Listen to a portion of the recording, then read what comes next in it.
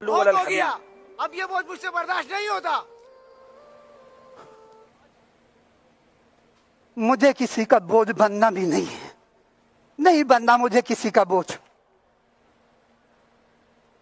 मैं बोझ नहीं बनता हूं किसी पे, ना मुझे किसी का बोझ बनना है। बोझ बर्दाश्त कर लिया तुम लोगों ने मुझे, अब मैं बोझ नहीं बर्दाश्त कर सकते हैं मेरा। भूल गए, सब भूल गए उस वक्त को जिस वक्त में सबका बोझ बर्दाश्त करता था। आज कहते हैं बोझ बर्दाश्त नहीं होता हमसे। अस्सलाम वालेकुम। सलाम रहमतुल्लाह।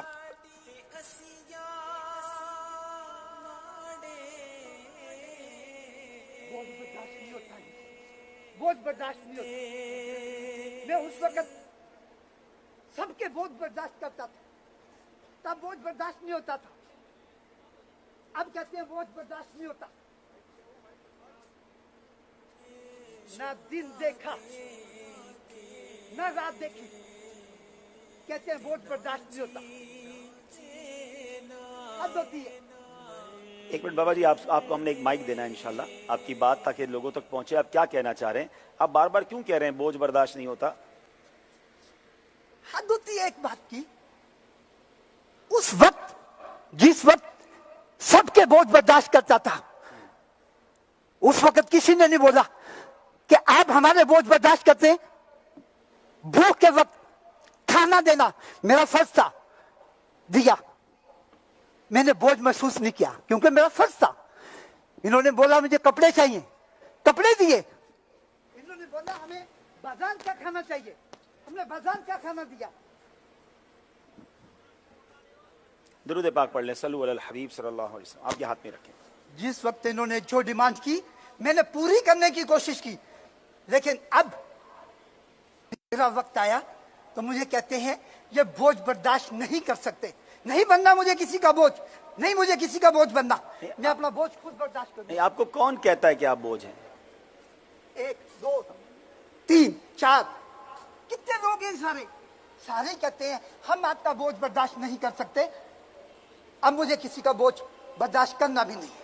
बस जैसे तैसे मैं अपना गुजारा खुद करूंगा। नहीं मुझे किसी का सहारा चाहिए, अपना बोझ मैं खुद बर्दाश्त करूंगा। बस आप सिर्फ एक काम करते हैं। जी फरमाएं। कुछ पैसे देते हैं। अच्छा, क्या करेंगे आप पैसों का? पैसे देंगे तो फिर मैं आपको बताऊंगा। चलें, पैसे देता हूँ आपको। पैसे आप भी निकालें। अरे सबसे क्यों ले रहे हैं? मैं देता हूँ ना आप भी दें।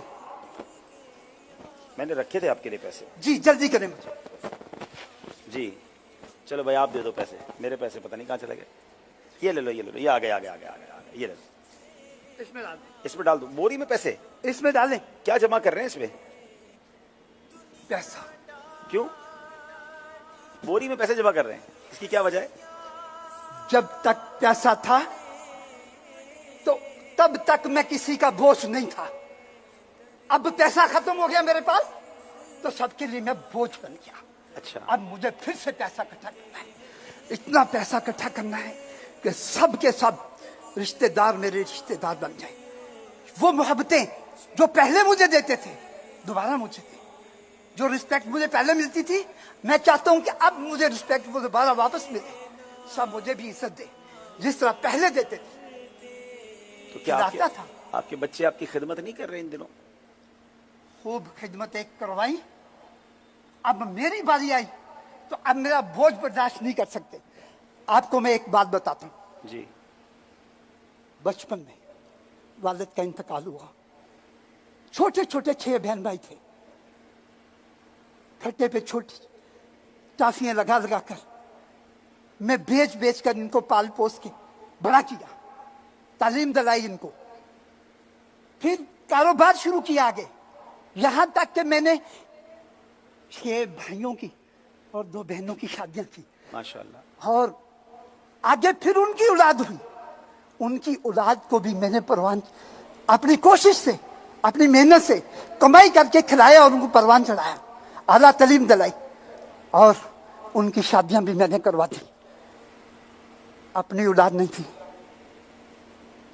जितनी कमाई की 6-7 फैक्ट्रियां एक एक भाई के नाम पे मैंने लगा दी और उनको बोला तुम लोग अपना अपना हिस्सा लो, अब काम करो। चंद दिनों में खाकर खत्म कर दी फैक्ट्रियां। अच्छा, खून पसीने की कमाई थी मेरी, फट्टे पे रख के टासने बेचता था स्कूल के गेट के आगे, लेकिन वो चंद दिनों में खत्म कर दी।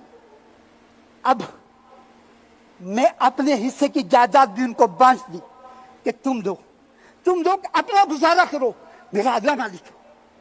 अब मेरा वक्त आया तो मुझे कहते हैं कि तुम हमारे पे बोझ बन गए। तब मैं बोझ नहीं था। जब ईद का दिन आता था मुझे कहते थे बाबा कपड़े चाहिए, मैं बनाकर देता। मैं उनको बोलता बेटा कौन से कपड़े चाहिए, जिस पे हाथ रखते मैं उनको लेकर देता। फिर कभी मुझे ये नहीं बोलता कोई बाबा तू भी कपड़े बना ले। एक दिन किसी ने बोल दिया बाबा तेरे जूते टूटे हुए, जूते ले लो। मैंने उनको बताया भी पिछली ईद पे तो लिए थे। बस इनकी खुशियां, इनके अरमान पूरे करता रहा, लेकिन मेरे दिल के अंदर क्या था सुनकर हैरानी होगी। वो दिन जिस दिन पानी के अंदर नमक डाल के सुरख मिर्च डाल के बीच में कच्ची और रोटी में खाता था, और इनके लिए जो भी खाना मांगते थे मैं ऑर्डर पे इनको लेके देता। नहीं बताता बेटा मैंने अभी थोड़ी देर पहले जो खाना खाया वो किस तरह का खाया था। इनकी आंखों में आंसू मैं नहीं देखना चाहता था, लेकिन आज मुझे जरूरत पड़ी है इनके सहारे की, तो हमें कहते हैं कि ये हम पर बोझ बन गया। मुझे नहीं बोझ बनना किसी पे। बस ना धूप देखी, ना रात देखी, ना बरसात देखी, ना मैंने गर्मी देखी, ना मैंने सर्दी देखी। मेहनत मजदूरी करके इनका पेट पाला। तो अब आप इसलिए पैसे जमा कर रहे हैं कि आप पैसे जमा करके फिर इज्जत कमाएंगे? बस मुझे इज्जत कमानी है। और ये देखिएगा आप, जैसे मेरे पास पैसा आएगा फिर एक वक्त ऐसा आएगा सारे मेरे पास आएंगे, फिर मैं बोझ नहीं बनूंगा, फिर मैं इनके लिए बोझ नहीं बनूंगा।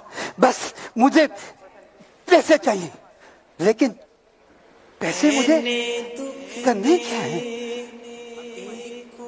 पहले जो पैसे थे वो भी तो ये खा गए ना।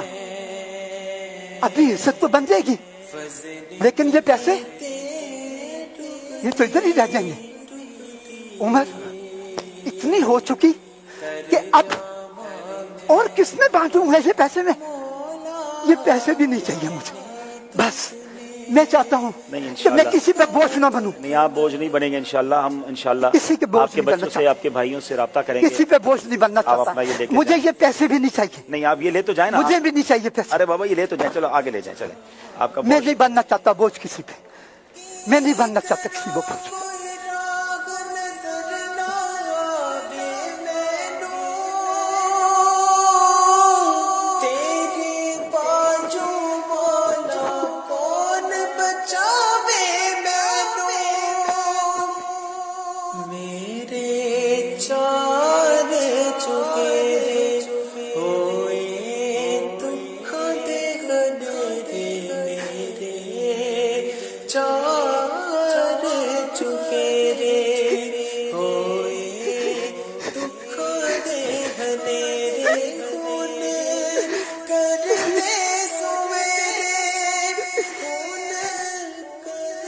जी नादरीन, बज़ाहिर तो ये एक फर्जी खाका है, मगर वाकई हमारे बड़ों ने, हमारे बुजुर्गों ने, बिलखुसूस हमारे वालिद ने हम पर बड़े एहसान किए हैं।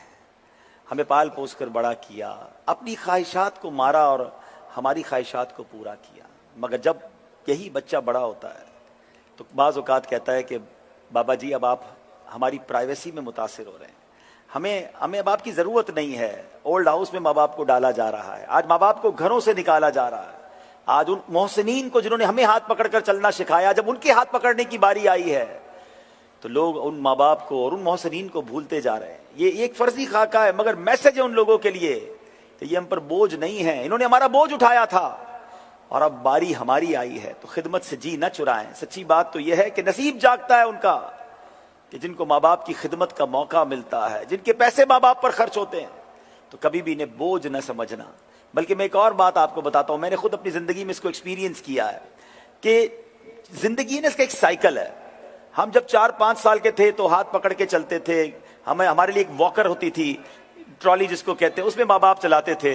फिर हम चलना सीख गए, दौड़ना सीख गए, जवान हो गए, फिर बुढ़ापा आता है और एक वक्त आता है 60-65 साल के बाद कि बूढ़ा आदमी फिर जाके व्हीलचेयर पे आ जाता है।